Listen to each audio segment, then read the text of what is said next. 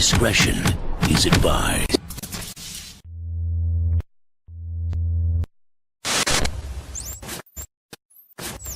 The man accused of murdering a Charlotte teenager has an extensive rap sheet going back years.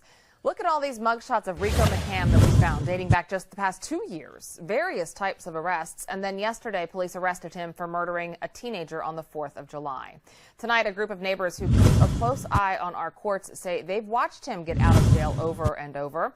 All new at 11 o'clock, our Alex Strauss is on your side investigating how he was allowed to be out on the streets in the first place. Alex. Molly, he has more mug shots than birthdays. Yes, he's been arrested over 20 times. He's not even 20 years old. The Charlotte Court Watch tracks these repeat offenders. Tonight, I spoke to that group's leader about this teen troublemaker.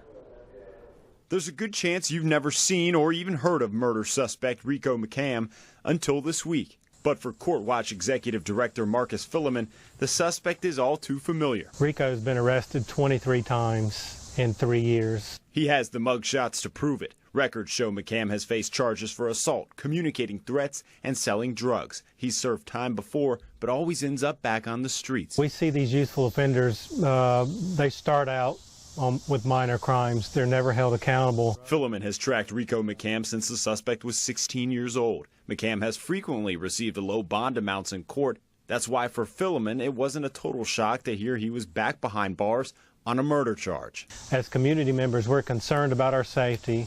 We're concerned about this individual's actions. Police say McCam was one of the people responsible for the July 4th shooting death of Marcus Vereen.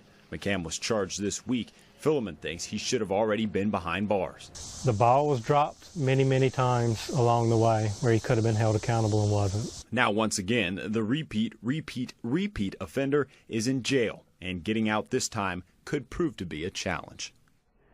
I did reach out to the district attorney's office to ask about McCam's case. They told me the state bar's rules of professional conduct prohibit prosecutors from discussing the details of a pending case. Reporting live in the newsroom, Alex Giles.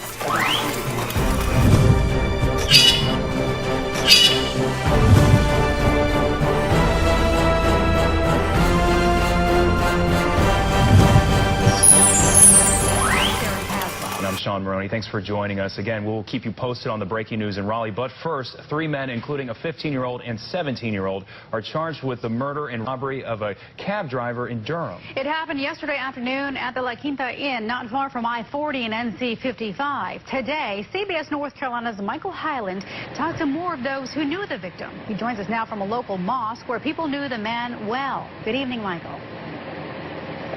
Good evening. One of the things that people here kept reiterating throughout the day was how many lives are changed forever because of this. And now they're working together to try to help Amir Suleiman's family.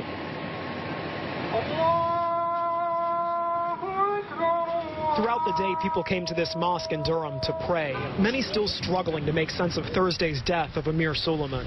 He's a very nice man, a good straight, really great citizen. Durham police say Suleiman was shot in his cab outside the La Quinta Inn on West Park Drive.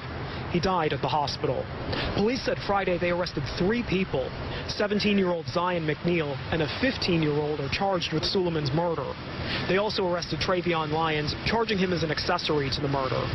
Police found one of them outside the hotel and the other 2 at this nearby Red Roof Inn. When something like this happens, you see the Sudani community, people come, get together, get along together, work hard to, I guess, comfort everybody. Suleiman was a husband and father of 3 who'd been driving for Durham's Best Cab Company for many years. Many of his fellow drivers attended services Friday. Friends said they'll remember his smile and upbeat personality. Some couldn't shake the uneasy feeling they've had since Thursday. It's really give us the chills, all of us. I mean, it's a sad thing that these type of actions happen in our community. The irony of all of this is that Suleiman wasn't even supposed to be in town this week. He had been planning to visit family in Sudan, but his trip was delayed because his passport expired and he was working to try to get it renewed.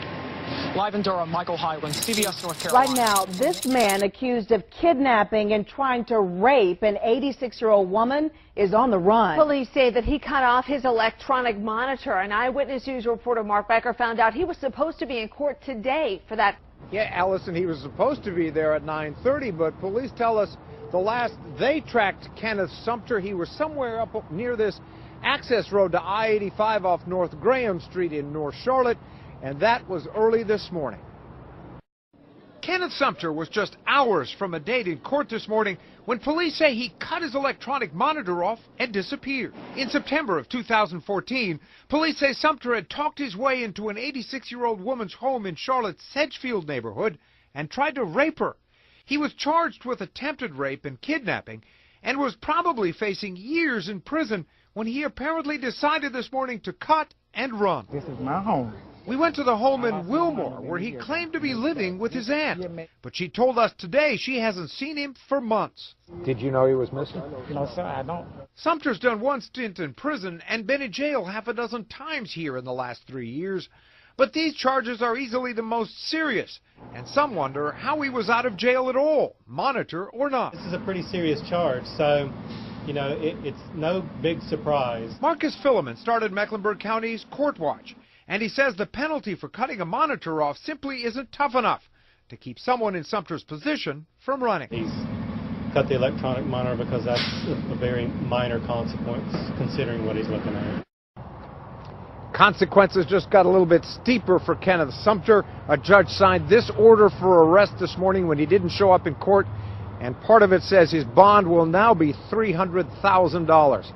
Reporting live in North Charlotte, Mark Becker, Channel 9 Eyewitness News.